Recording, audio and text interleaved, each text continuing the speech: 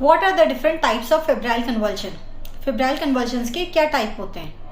इसको जनरली दो पार्ट में डिवाइड किया जाता है. One is a simple febrile seizure and one is a complex febrile seizure. इनके डिवीजन इसीलिए किए गए हैं क्योंकि इनको इन्वेस्टिगेट करने का तरीका अलग है एंड मैनेजमेंट करने का तरीका अलग है. सिंपल फेब्राइल सीजर में generally seizure less than 5 minutes का होता है और ये एक बुखार के एपिसोड में एक ही बार होता है with in that first 24 hours. And third thing है कि ये जनरलाइज होता है, मतलब चारों हाथ पाँव का होगा इन द फॉर्म ऑफ कि खाली वेकेंट स्टेयर है या हाथ हिल रहे हैं, पाँव हिल रहे हैं. सो जनरलाइज सीजर. और कॉम्प्लेक्स फेब्राइल सीजर होगा कि या तो वो फोकल होगा. फोकल मीन्स या तो एक हाथ का है जिसमें या तो फेस वन साइड हो गया है या आईज वन साइड हो गई है.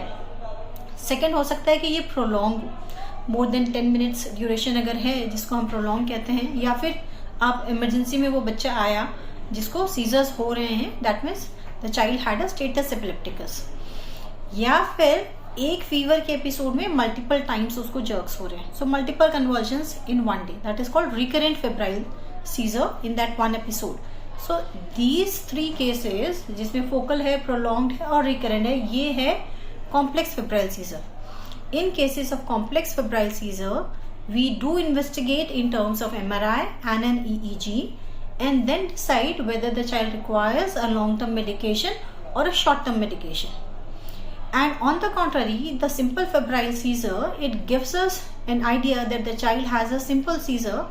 Child doesn't require investigation at present and the child doesn't require any long-term seizure medicines. Simple febrile scissor के भी कुछ केसेस होते हैं जिसमें इन्वेस्टिगेशन करने की ज़रूरत होती है, but in general these are the safer lot ones and we don't start any long term medications in those cases. Thank you.